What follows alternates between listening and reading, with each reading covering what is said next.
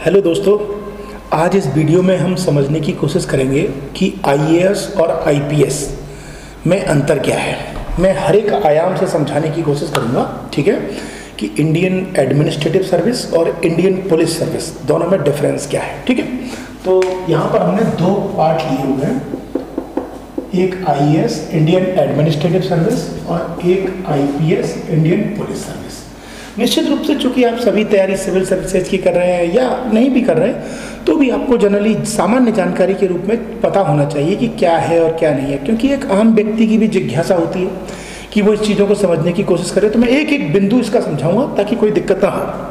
पहले तो देखो ये समझते हैं कि एक आईएएस जो होता है वो डीएम बनता है, मतलब बिल्कुल बेसिक से लेकर चल रहा हूँ ताकि आपको एंड तक डाउट ना हो, ठीक है। कमिश्नर बनता है डिवीजन में, मंडल में, जैसे डिविजनल कमिश्नर, ठीक है।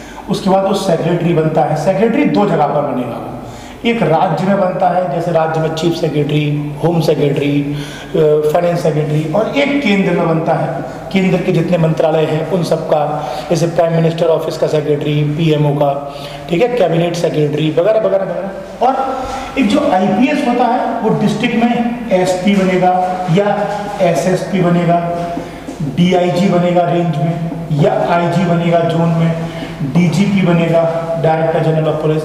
अब अगर सेंट्रल की बात करूं यहाँ पर केंद्र की, तो वो सीबीआई में डायरेक्टर होगा, सीबीआई का असिस्टेंट डायरेक्टर होगा, ठीक है। और बहुत सारी पैरामिलिट्री फोर्स है, जैसे बीएसएफ हो गया, आईटीबीपी हो गया, ठीक है, तथा अन्य फोर्सेज हो गई, उन सबका मतलब हेड जो होगा वो एक आईपीएस ही होगा, ठीक है। तो ये तो है दोनों में, मतलब कि कहाँ कहाँ काम करते हैं। अब बात करते हैं कि इसको मिटा देते हैं ताकि दिक्कत ना हो।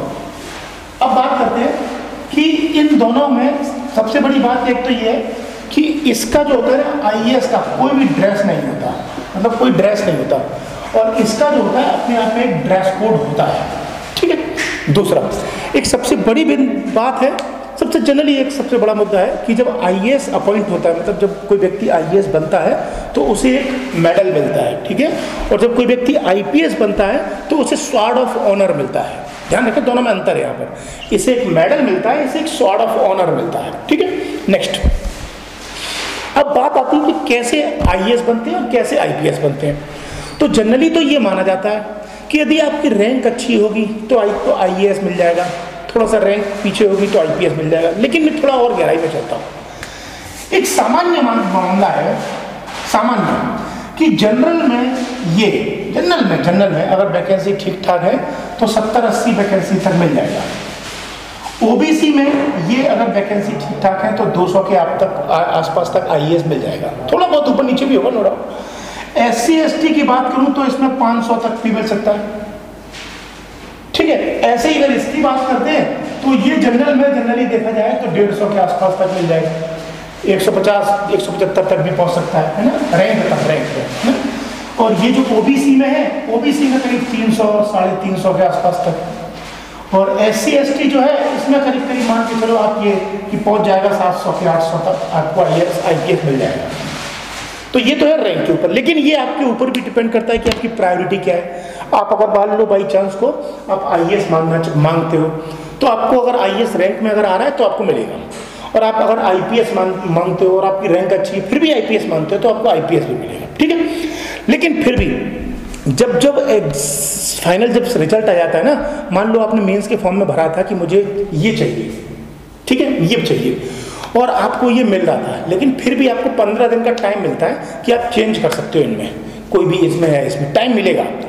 तो यहाँ पर कोई बड़ा वो नहीं है, ये डिपेंड करेगा कि आप मन से पढ़ो, ईमानदारी से पढ़ो, निश्चित रूप से जो चाहोगे वो मिल जाएगा, ठीक है। अब दूसरी बात आती है कि फिर की ट्रेनिंग की। तो जो ट्रेनिंग है,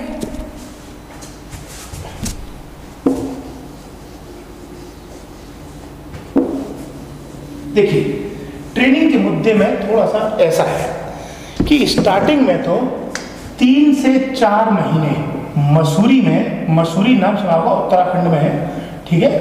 मसूरी में फाउंडेशन कोर्स होता है, दोनों का होता है, इसमें दोनों के दोनों जाते हैं फाउंडेशन कोर्स के अंदर, 3 से 4 महीने का होता है। और फिर जब फाउंडेशन कोर्स कंप्लीट हो जाता है तो उसके बाद आईएएस जो होते हैं, मतलब ये जो होते हैं आईएएस, ये तो मसूरी में ही रह जाते हैं, ठीक है। और जो आईपीएस होते हैं ये चले जाते हैं आपके हैदराबाद, ये जिस एकेडमी में ट्रेनिंग लेते हैं उसे कहते हैं Lal Bahadur Shastri national administrative academy. ये जिस जगह ट्रेनिंग लेते हैं उसे कहते हैं सरदार वल्लभ भाई पटेल नेशनल पुलिस एकेडमी। ठीक है, यहाँ पर इन दोनों के ही कोर्स जो होते हैं वो इस तरीके से होते हैं। सबसे पहले दोनों का एक ही है, मतलब थोड़ा टाइम का अंतर है, 1-2 महीने का, लेकिन एक ही है। पहला राउंड होता है प्रोफेशनल कोर्स का, ठीक है। उसके बाद दूसरा राउंड में, मतलब ये प्रोफेशनल कोर्स मान लेता हूं मैं 1 साल का है, तो 1 साल तक इनको सिखाया जाएगा। इनको मसूरी में सिखाया जाएगा कैसे काम करना है, इनको हैदराबाद में सिखाया जाएगा कि पुलिस का काम कैसे करना है। फिर उसके बाद इन दोनों को अपने अपने कैडर में भेज दिया जाता है, जिस कैडर में ये काम करते हैं। मान लो ये जो कैडर इनको मिला उत्तर प्रदेश या मध्य प्रदेश, तो इनको कैडर में भेज दिया गया फील्ड ट्रेनिंग के लिए। इसे बोलते हैं फील्ड ट्रेनिंग। क्लियर हो गया? ये 8 से 9 महीने के आसपास 1 साल तक की मान सकते हैं, ये होगी यहाँ पर। ठीक है, अपने अपने में जाएंगे दोनों। फिर दोबारा के दोबारा ये लौट के आएंगे और दोबारा प्रोफेशनल कोर्स होगा। और राउंड 2, ये राउंड 1 था, ये राउंड 2 का होगा 3 से 4 महीने का। इसमें ये पूछा जाता है, इसमें ये समझाया जाता है कि आपने इसमें फील्ड ट्रेनिंग में जो सीखा उसमें कोई डाउट है, कोई कन्फ्यूजन है तो आप हमसे यहाँ पूछ लो। इस ट्रेनिंग को आईएएस करते हैं मसूरी में पूरा, और ये फील्ड वाले कैडर में, और आईपीएस करते हैं यहाँ हैदराबाद में पूरा, फील्ड वाले अपने कैडर में। ठीक है, इस ट्रेनिंग को बोलते हैं सैंडविच ट्रेनिंग। सैंडविच ट्रेनिंग के नाम से जाना था। देखो सैंडविच का रूप ले लिया ना इसने, ब्रेड एक ऊपर होती है, एक ब्रेड नीचे होती है, बीच में मटेरियल होता है। तो पहले आपको सिखाया है ना, फिर आपको सीखने के लिए भेजा जिले में कि जाओ देख के आओ, कोई दिक्कत तो नहीं है। तो इसे बोलते हैं, यहाँ पर बोलते हैं अंडर ट्रेनिंग, इसी फील्ड में बोलते हैं अंडर ट्रेनिंग। फिर अंडर ट्रेनिंग के बाद वो लौट के आते हैं यहाँ पर। क्लियर हो गया? लौट के आते हैं, फिर लौट के पूछा जाता है उनसे कि बताओ आप लोगों को कोई दिक्कत आई आपके फील्ड में, तो उनके डाउट क्लियर किए जाते हैं। ठीक है, अब उसमें आप कहोगे कि फील्ड ट्रेनिंग में होता क्या है, तो देखो फील्ड ट्रेनिंग में होता ये है कि जैसे कोई आईएएस बना, मान लो मैं आईएएस बना, तो मुझे एक डिस्ट्रिक्ट दे दिया जाएगा, मान लो मुरादाबाद दे दिया, तो मैं मुरादाबाद के डीएम के साथ अटैच हो गया। अब डीएम क्या करेगा, पहले स्टार्टिंग में मुझे 2-3 महीने अपने साथ रखेगा, अपने साथ डीएम मुझे रखेगा। डीएम की कुर्सी होगी, उसके बगल में मेरी एक कुर्सी पड़ जाएगी, मैं उस पर बैठा बैठा देखता रहा। डीएम मुझे बोल दिया करेगा देखो, और छोटी मोटी कोई फाइल वाइल आई, 2 फाइल आई, तो डीएम ने कहा पढ़ना इनको। पहले शुरू में 2-3 महीने वो ऐसे सिखाएगा। फिर जब मैं 2-3 महीने सीख जाऊंगा ना, तो उसके बाद डीएम क्या करेगा, मुझे छोटे छोटे चार्ज देगा, जैसे वीडियो बना दिया किसी जगह का, ब्लॉक का। ठीक है, फिर उसके बाद हो सकता है 2 महीने के लिए उसने कहीं पर मुझे तहसीलदार बना दिया। फिर उसके साथ हो सकता है 2 महीने के बाद में उसने मुझे किसी सब डिवीजन का एसडीएम बना दिया। मतलब इस तरीके से फील्ड पे काम करवाएगा वो। और फिर बाद में पूछा कोई दिक्कत हो तो मुझसे पूछ लेना, कॉन्टेक्ट कर लेना, मतलब उसके पर्सनल कॉन्टेक्ट में भी रहता है। ऐसे जो आईपीएस होता है उसको क्या करता है, उसको एक जिला दे देते हैं और वो एसएसपी के साथ अटैच हो जाता है। एसएसपी पहले क्या करता है, अपने साथ रखता है 2-3 महीने, तो उससे खाता भी खाता है। फिर जब वो बंदा थोड़ा बहुत सीख जाता है, चीज़ें पढ़ लेता है, जान लेता है, तो उससे कहता है कि अब जाओ तुम एक थाने में जाओ, थाने का इंचार्ज बना देगा, चौकी का इंचार्ज बना देगा पहले शुरुआत में, तो वो चौकी को संभालेगा। फिर कुछ दिन केवल ये पा सकता है, 1 महीने के लिए थाने का इंचार्ज बना दे। फिर हो सकता है सर्किल का चार्ज दे दे, उसको सीओ बना दे, एएसपी बना दे। तो 1 साल तक वो अपने अंडर में रखता है उसको, इसीलिए उसे बोलते हैं अंडर ट्रेनिंग। क्यों? क्योंकि अब ये ट्रेनिंग के अंडर में सीख रहे हैं, ये अभी ये परमानेंट नहीं है। हाँ, अंडर ट्रेनिंग के बाद जब ये वाला कोर्स राउंड पूरा हो जाएगा, उसके बाद ये परमानेंट होती है। उसके बाद राष्ट्रपति साइन करता है, तब उनकी जॉब यहाँ से स्टार्ट होती है। यहाँ तक क्लियर हो गया? ये था ट्रेनिंग वाला पार्ट। अब बात आती है कि दोनों के कामों में क्या अंतर है ना, तो इसको मिटा देते हैं।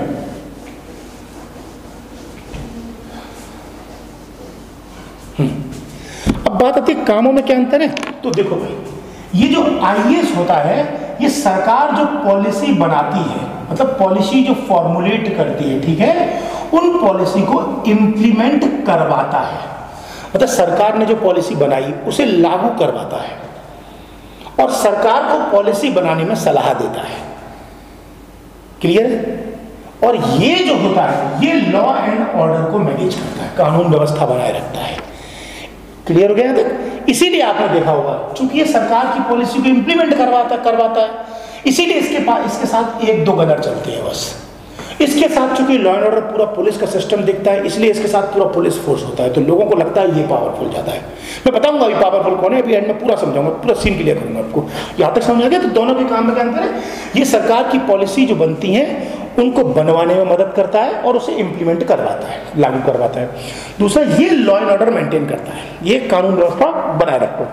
अब बात आती है कि इनके कैडर कौन देता है, कैडर कौन देता है। इनका जो कैडर देता है वो देती है मिनिस्ट्री ऑफ पर्सोनल, कार्मिक मंत्रालय, भारत सरकार की एक एजेंसी है, ठीक है। इसका जो पॉलिटिकल हेड होता है वो पीएम, प्रधानमंत्री खुद होता है। और इसको जो कैडर देता है वो देती है होम मिनिस्ट्री, गृह मंत्रालय, इसका हेड होम मिनिस्टर होता है। तो मतलब इनकी कैडर नियंत्रक एजेंसी जो है वो होम मिनिस्ट्री है, इनकी जो है वो मिनिस्ट्री ऑफ पर्सोनल है। आप में से कोई ये भी पूछ सकता है कि सर ये कैडर कैसे मिलता है, तो देखो कैडर वाला मैं इसमें नहीं समझा रहा, मैं ये वीडियो पूरी अलग से बनाऊंगा, इसमें ये बताऊंगा कि कैडर पहले कैसे मिलता था और अब कैसे मिलता है। तो इसमें बताऊंगा तो आपको समझ में नहीं आएगा, इसमें बहुत डिफरेंस समझा रहा हूँ अभी, ठीक है। कैडर वाला मैं अलग से आपको समझा दूंगा, है ना। अब बात आती है कि ये किन किन जगहों पर काम करते हैं, है ना। अच्छा, तो तीनों में बातों में बता रहा हूं डिफरेंस। देखो भाई, जो आईएएस होता है वो पहले जिले में काम करता है। जिले में जब काम करता है तो ये जिले में डीएम होगा, सीडीओ भी हो सकता है, चीफ डेवलपमेंट ऑफिसर भी हो सकता है। कहीं पर विद्युत विभाग होते हैं, उनका भी हेड हो सकता है, वो चेयरमैन या वाइस चेयरमैन भी हो सकता है वो, ठीक है। और फिर उसके बाद जब स्टेट में ये पहुंचता है, और इनका डिविजनल कमिश्नर भी हो सकता है, डिस्ट्रिक्ट के ऊपर होता है ना डिविजनल कमिश्नर, मंडल आयोग, वो भी हो सकता है। इसके बाद जो स्टेट होते हैं, स्टेट में बहुत सारे विभाग होते हैं, बहुत सारे विभाग हैं, जैसे गृह विभाग, वित्त विभाग, ऊर्जा विभाग, कृषि विभाग, तो उन सब में ये सेक्रेटरी होगा। जैसे सबसे हर विभाग है, मैं एक विभाग का एग्जाम्पल दूं, सारे विभागों में वैसे ही होगा। जैसे एक विभाग है स्टेट में होम डिपार्टमेंट, ठीक है, तो इस डिपार्टमेंट का सेक्रेटरी होगा होम सेक्रेटरी, ये आईएएस होगा, ठीक है। ठीक, होम सेक्रेटरी के बाद आता है additional secretary, additional home secretary बोलते हैं, ये आईएएस होगा, ठीक है। फिर उसके बाद अंडर सेक्रेटरी, ये आईएएस होगा, ठीक है। डेप्यूटी सेक्रेटरी, और फिर एक होता है जॉइंट सेक्रेटरी। यहां तक ये नहीं, यहां तक क्या है, डेप्यूटी सेक्रेटरी तक तो ये आईएएस होगा, इतने तक ऊपर तक का जितना है यहां तक आईएएस होंगे, ठीक है, हर डिपार्टमेंट के। जहां तक क्लियर हो गया। उसके बाद आती है सेंट्रल गवर्नमेंट में। तो सेंट्रल गवर्नमेंट में हर एक डिपार्टमेंट है, बहुत सारे हैं, रक्षा मंत्रालय, ऊर्जा मंत्रालय, वित्त मंत्रालय, कृषि मंत्रालय, हर एक में ऊपर के जो टॉप के सेक्रेटरी होते हैं वो सब आईएएस होते हैं। तो इनकी जो काम है वो ये है। इनका क्या है, ये डिस्ट्रिक्ट से स्टार्ट करता हूं और स्टेट तक बता देता हूं। देखो, डिस्ट्रिक्ट में SP, SSP, DIG, IG, ADG, और स्टेट में टॉप पोस्ट जो होती है पुलिस की वो डीजीपी तक आईपीएस हो गई। स्टेट में पुलिस के ये काम है आईपीएस के। इसके बाद सेंट्रल में बहुत सारी फोर्स है, जैसे CBI, central bureau of investigation, इसके जो हेड होंगे ऊपर के सारे अधिकारी वो आईपीएस होंगे, एसपी तक के सब, एएसपी तक भी हो सकता है ना। और जितनी भी पैरामिलिट्री फोर्स है, जैसे बीएसएफ, आईटीबीपी, सीआईएसएफ, और क्या कहते हैं बहुत सारी है, एनएसजी, एसपीजी वगैरह वगैरह, इन सब का भी हेड जो होगा वो आईपीएस होगा। तो इन दोनों के एरिया जो है काम करने के अलग अलग है। दूसरा एक अंतर और सबसे बड़ा है, ये आईपीएस जो होगा वो हमेशा पुलिस डिपार्टमेंट में काम करेगा, हमेशा, जिस दिन अपॉइंट होगा तब से लेकर और रिटायर होगा तब तक। ये बंदा जो होता है ये हमेशा एक डिपार्टमेंट में काम नहीं करता, इसका डिपार्टमेंट कोई फिक्स ही नहीं होता। ये कभी फाइनेंस का भी सेक्रेटरी है, कभी होम का भी सेक्रेटरी है, कभी एग्रीकल्चर का भी सेक्रेटरी है, मतलब ये अनेक विभागों में काम कर सकता है। इसीलिए आईपीएस को स्पेशलिस्ट, विशेषज्ञ कहते हैं, और आईएएस को जर्नलिस्ट, सामान्यज्ञ कहते हैं। सामान्यज्ञ का मतलब उसे हर डिपार्टमेंट की थोड़ी थोड़ी जानकारी है, लेकिन ये स्पेशलिस्ट है, एक्सपर्ट है, इसे एक ही डिपार्टमेंट की जानकारी है लेकिन सॉलिड जानकारी है। यहां तक क्लियर हो गया, ठीक है। अब बात आती है कि दोनों के वेतनमान में क्या अंतर है। तो देखो, जब से 7th पे कमीशन, 7वां वेतन आयोग का जो फॉर्मूला फिक्स हुआ है ना, तब से इन दोनों के वेतनमान में बहुत बड़ा डिफरेंस है। इसकी सैलरी हमेशा ज्यादा होती है, इसकी हमेशा कम होती है। इसको वर्तमान समय में अगर देखा जाए तो 56,100 से स्टार्टिंग है, और ये करीब 2.5 लाख तक जाती है, टॉप तक, कैबिनेट सेक्रेटरी तक की बात करता हूं तो। और इसकी जो है वो 56,100 से स्टार्टिंग है, और 2,25,000 तक जाती है, ठीक है। इन दोनों में सैलरी में तो इतना बड़ा डिफरेंस है। अब बात आती है नेक्स्ट कि इन दोनों की पावर वाला ही बस मुद्दा आपके सामने अटकेगा कि देखो भाई, हमेशा जो पावर होगी वो दोनों तरीके से देखेंगे। अगर मैं डिस्ट्रिक्ट की बात करूं, डिस्ट्रिक्ट मान लो मैं तीनों में चल रहा हूं, डिस्ट्रिक्ट, स्टेट और सेंट्रल। तो डिस्ट्रिक्ट की बात करूं तो डिस्ट्रिक्ट का पुलिस का इंचार्ज एसपी होगा, लेकिन एडमिनिस्ट्रेशन का पूरा इंचार्ज डीएम होगा। इस पॉइंट ऑफ व्यू से एसपी को डीएम को रिपोर्ट करनी होती है। तो यहां पर पद के रूप में डीएम बड़ा होता है, आईएएस बड़ा होता है। दूसरा, स्टेट में बात करूं तो डीजीपी पुलिस में सबसे बड़ा होता है। डीजीपी पुलिस के ऊपर मैंने लिखना था, ये डीआईजी लिख दिया है, डीजीपी है, ठीक है। डीजीपी पुलिस में सबसे बड़ा होता है, लेकिन इसे भी होम सेक्रेटरी को रिपोर्ट करनी होती है, जो आईएएस होता है। इसका मतलब यहां भी आईएएस बड़ा हो गया। ऐसे ही सेंट्रल में सीबीआई पुलिस की सेंट्रल एजेंसी है, इसका हेड आईपीएस होगा, लेकिन उसे वो जो रिपोर्ट करेगा वो सेक्रेटरी को करेगा, सेक्रेटरी जो एक आईएएस होगा। क्लियर हो गया आपके हाथ में?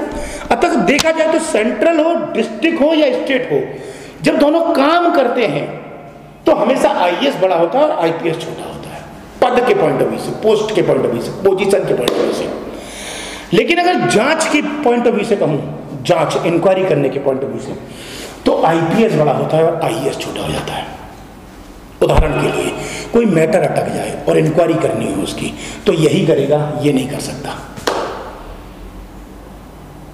उदाहरण के लिए अभी जम्मू कश्मीर में हुआ, एक आईएएस ने अपनी बीवी को डिवोर्स दे दिया, तलाक दे दिया, तो उसकी इंक्वायरी पुलिस के हाथ में आएगी और पुलिस का इंचार्ज एसपी होगा। ऐसे में एसपी के पास पावर होती है कि वो आईएएस को गिरफ्तार भी कर सकता है। इस दृष्टि से जांच इंक्वायरी के पॉइंट ऑफ व्यू से अगर देखा जाए तो आईएएस की तुलना में आईपीएस बड़ा हो जाता है। लास्ट और सबसे इंटरेस्टिंग पॉइंट, हमेशा आईएएस को आईपीएस सैल्यूट करता है। ये प्रोटोकॉल में लिखा है, नियम समझना, पॉइंट समझना, रटना नहीं। हमेशा आईपीएस आईएएस को सैल्यूट करता है, ये प्रोटोकॉल में लिखा है। उदाहरण के लिए जब एसपी और डीएम दोनों मीटिंग कर रहे होंगे, मतलब एसएसपी या एसपी एक ही बात है, छोटा जिला तो एसपी, बड़ा जिला तो एसएसपी, डीएम जो मीटिंग कर रहे होंगे तो एसएसपी डीएम को सैल्यूट करेगा। लेकिन प्रोटोकॉल में एक लाइन भी लिखी है कि आईपीएस अपने सीनियर आईएएस को तभी सैल्यूट करेगा जब वो पूरी यूनिफॉर्म में होगा, सारे के सारे पूरी वर्दी होगी और टोपी भी लगी होगी, तभी सैल्यूट करेगा। अगर उसमें से वर्दी बिल्कुल ना पहने हो या थोड़ी सी भी कम पहने हो तो आईपीएस का हक नहीं बनता या रेस्पॉन्सिबिलिटी नहीं बनती कि वो अपने सीनियर आईएएस को सैल्यूट करे। इसीलिए आपने ज़्यादातर गौर से देखा होगा कि जब डीएम और एसएसपी की जब मीटिंग होती है तो अधिकांश कंडीशन में, क्योंकि भाई सीधी बात है, कहीं ना कहीं मामला तो थोड़ा सा वैसा है, तो अधिकांश कंडीशन में एसएसपी जो होता है अपनी टोपी उतार के रख देता है पहले, या टोपी लेके ही नहीं आता मीटिंग के अंदर। अगर वो टोपी नहीं लेके आएगा तो उसे सैल्यूट करने का नहीं बनता, वो सीधा डीएम को हाथ मिलाएगा। दोनों में बहुत बड़ा अंतर है यहाँ पर। क्लियर हो गया? और आखिरी पॉइंट, यहाँ रैंक से कोई फर्क नहीं पड़ता, कभी भी याद रखना, रैंक से कोई नहीं फर्क पड़ता।